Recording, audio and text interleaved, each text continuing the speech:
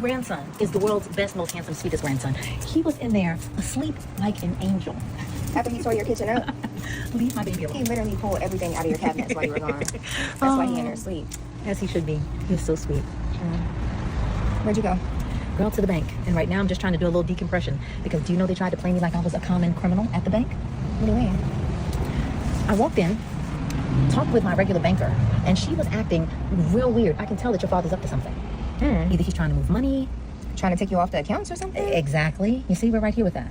Because why would they be acting strange towards you? Because of your father. But let me tell you another thing. One thing he cannot do is remove me from anything. I'm deeply embedded and ingrained the way I have everything set up. He can't make any moves without me. Well, that's what I'm wanting you to do with Anthony. And I really admire the way you handle the situation with Dad. It inspires me. Yeah, your father is very interesting, to say the least. Do you think that Anthony will be with Amber forever? Or how long do you think this is going to last? Oh, girl, that is nothing at all. Let me say this to you. Amber is like a bad habit, right? Let's say you love sugar. Anthony needs to have that donut. He needs to have that cookie. He doesn't care if it's Kai's fruit snacks. So he keeps going back to the bad habit. You're the woman that he loves.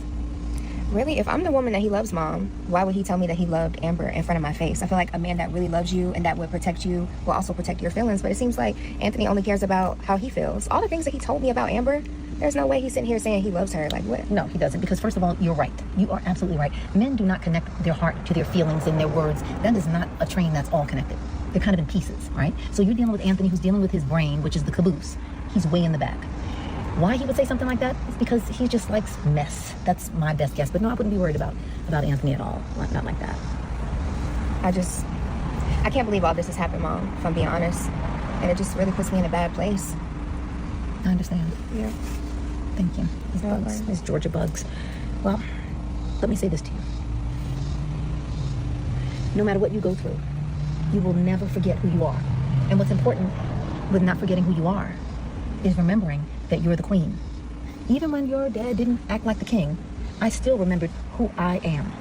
And that's what got me through every single time. And that's what you need to do. You need to remember who you are.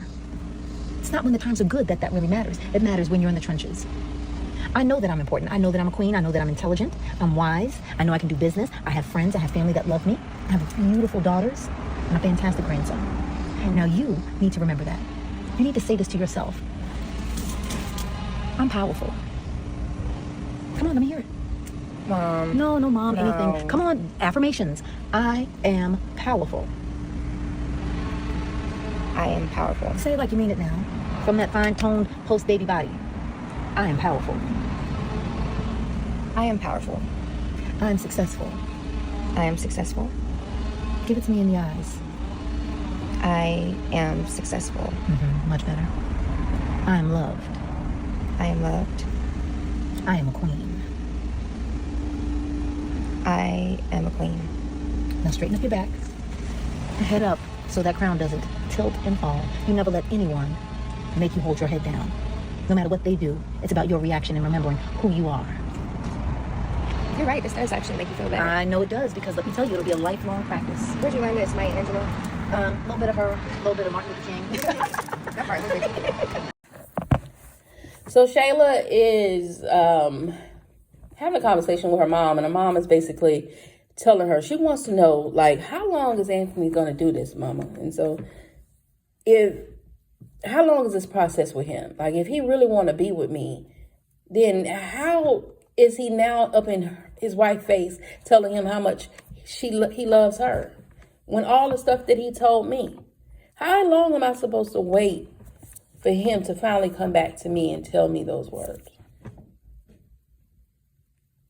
And what about our son? What about the promises he said to me? He just leaves us here, and I'm supposed to deal with his decision because he goes back to his wife. And she was like, I don't understand. So see, this is where, if Angelina was being the mother, she could help her child through guiding her to show her what he did was wrong, what she did was wrong, and how to make this right. But, of course, we got Angelina, who's the bitter woman, so she can't see the right way to do things because of her own hurt. And she herself have not healed from the things that she allowed in her life and the things that people have done to her. And so therefore she's projecting how she feels and the bitterness onto her daughter. And she's wrong. So where her daughter is now starting to question whether or not what she been doing was an issue, because now she's starting to finally see him for who he truly is, because although she was the one who was delusional that wanted a relationship, he was the one that allowed it to continue. And so she's now at a crossroad trying to figure out, how could he have ever said, when he said he loved me, any of that was true, if he's now saying how much he loves his wife with everything he done told me negative about her. This was a moment to teach her the right thing. This was the moment. And for those out there that think, oh, you're just saying this because it sounds good. Absolutely not. I told you, I don't fake the funk for nobody. This is who I am in real life. I have 4 children, 4 girls. I have 5 total. One would have been 6, but I lost one. Sometimes I say it still would have been 5 because I don't think I would have had another one after him. And then therefore Malachi, my son, I would no longer have. But this is who I am in real life. And it doesn't go well with a lot of people sometimes, even within my own family. The part of me remaining this course is because I don't want this to continue in our family unit about people doing the wrong things when they should be looking at everybody and each person's perspective. But there was a time before I was this way. There was a time before I truly looked at everything from everybody's perspective. That's why I could see it for what it is, because at one point I was there. At one point I only saw things one-sided. I only looked at things to how it's going to help me or whoever. There was a time in my life. Now I am a person who cares about people. So eventually, even if I did that, I'd probably get convicted and have to go do the right thing. So that core was always in me. But this is who I am when it comes to situations like this. And make no bones about it. God, this is how God works, y'all. Not like this fantasy mess that they're selling y'all on these kids. God uses your words to see whether or not your words will convict you or approve what you're saying. You will know them by their fruit, because God will put you in a position to where now you have to live up to your words. And I myself is no exception to that rule. None of us are. We say something, you're going to be put to the test of what you said, good or bad. And it's determined of how you respond with that as to what's going to happen with your situation. I got 4 girls. All my kids are grown. Out of the 4 girls, 3 of them are married. 1 is not. And she does have a child with a man she's no longer with. And some of these situations come up. And now I'm the type of person, I'll look at what's going on with you. And I'll feel the way I feel about it. But if you won't come to me about it, I'm going to let you deal with it and see how you handle it. However, I'll give you some encouraging ways of how you can handle the situation. But then I back away and allow you to do whatever you're going to do, because this is your life. But the moment you put me in your situation and you open it up to where I can tell you right from wrong or on both sides of the coin, you're going to get that. I don't care who you are, whether you're my child or you're somebody else. I do it to myself. I show it to others.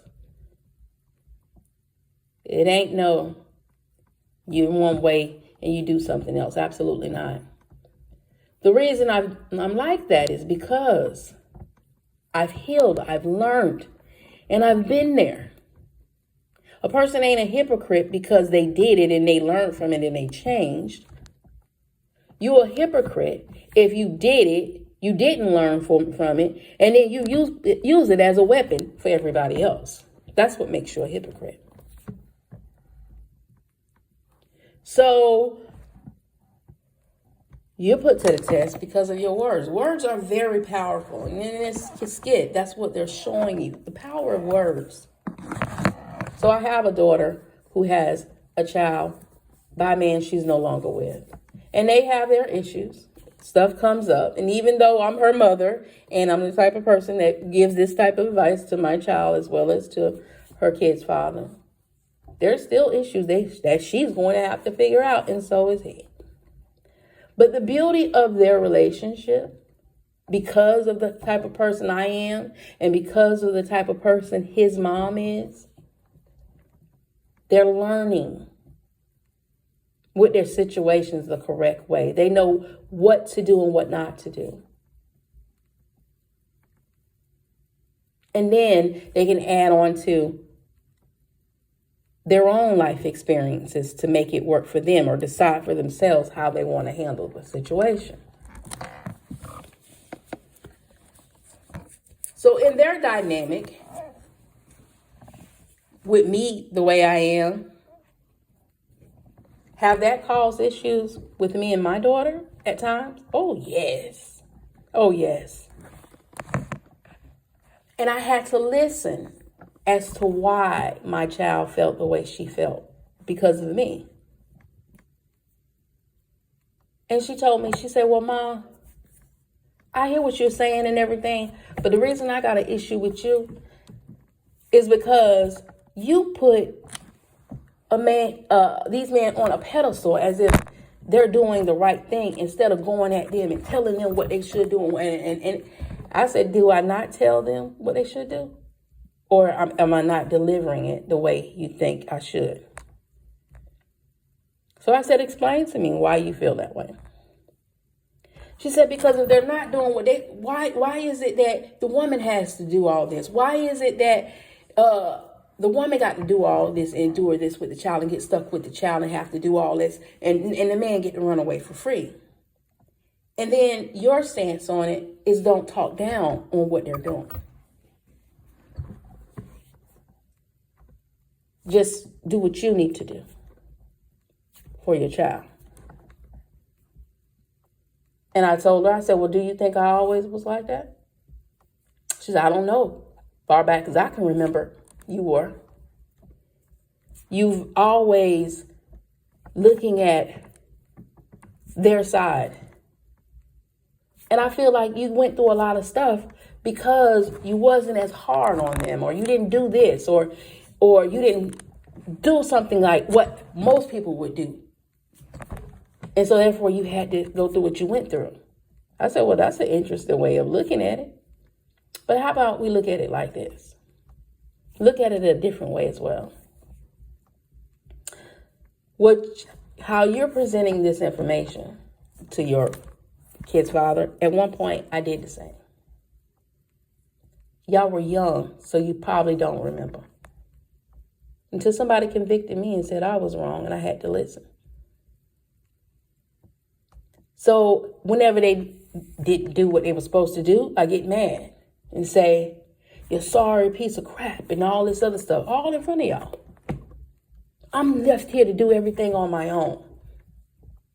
Was I lying? Absolutely not. It was the truth.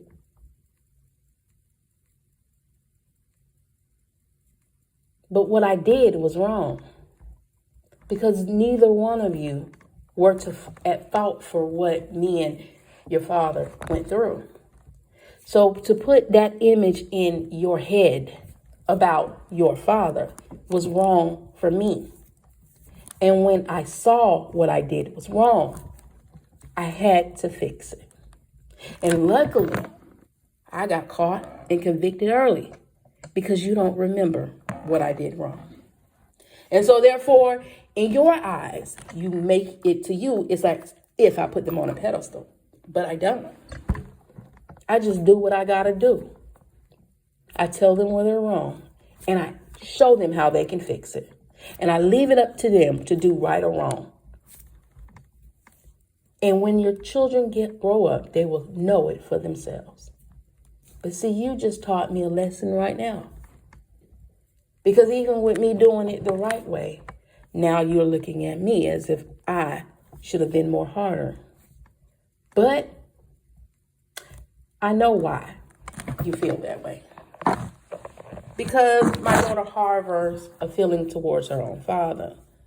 And it's not because, as you heard from her own mouth, because he was put down in her face. No, it was because he didn't do something he should have done. You know what that thing was? $20. He didn't give her $20 for her birthday one time, and she got pissed off from that girl. Never forgave. That girl can hold a grudge to you. My second daughter, she can hold a grudge. That's all it was about. And I've constantly told her to forgive her father. But over the years, he kept making promises to her that he never fulfilled. And it just added on to what he didn't do. And unfortunately, he passed before they ever was able to mend their relationship.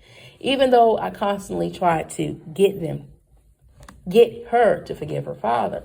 And so therefore, with me, she looked at me as I wasn't hard enough. When in fact, I just wanted you to forgive him and y'all to heal so y'all can move past this. He was wrong, but he's still your father. And me and her relationship got healed through her relationship with her kid's father. Because by keeping my stance, the looking at everything from all areas, now our dynamic is, now I've always been that way with her kid's father. He loves me to death as if I'm his mother. Because he always tell me, every time I talk to you, it's like I'm talking to my mom. Because everything you say, she says, so I know what you're saying is the truth. And so he comes to me often about what they're going through.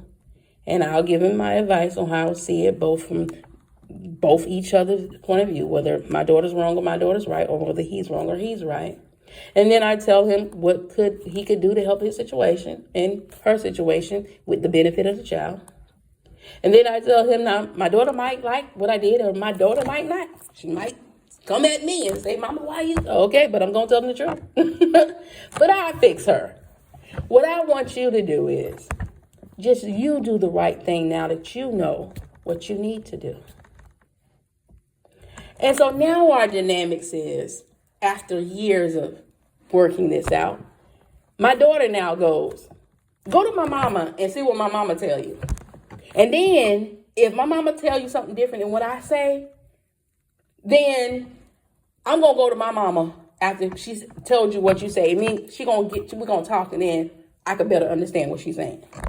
Now she encourages him to come to me because she knows I'm going to look at it from both sides. And he does it. Before he do anything when it comes to my daughter, if he's right, he'll try to go to her first. But if he ain't, he'll come straight to me. And he'll talk to me. And then when I'm not available, my oldest daughter, because she's take the same stance that I do, he knows and trusts her that she's not going to take sides when it comes to the right thing. And my daughter showed that. Because a situation happened with us once, and I'm not going to get into the situation, where she had to tell her sister she was wrong about her kid's father. And it hurt my daughter because she thought we were ganging up on her. But no, we wasn't. We was just trying to show you what you was doing was wrong. And the only person that's getting hurt is your child. But she came back and she apologized to both my daughter and she apologized to me. And through us, we're helping her heal from her hurt. So for those that think that I'm just talking, this is who I am. And hopefully, thankfully, my girls will get a bit of this, and they'll go into them and they'll do what is necessary. And I know I kind of got off the conversation with this, but this is what needs to happen, not this mess that Angelina is doing to her child. She needs to show her child how to fix the issue. But she can't do that because she herself ain't healed and ain't fixed. And so she's giving all that bitter information, wrong information to her child. And does Anthony love Amber? Yes, I do believe Anthony loves Amber in his own way. And I say his own way because he ain't changed. Does Anthony love Shayla? Yes, he loves Shayla. He loves her in his own way, in a toxic way. But he also loves his wife in a toxic way because he done put his wife through this 3 different times. With 2 different women. And a third one is on the horizon if he don't change. So the affirmation and the queen statement that she made, it's true. Shayla is the queen of her family. But the queen right now is being foolish.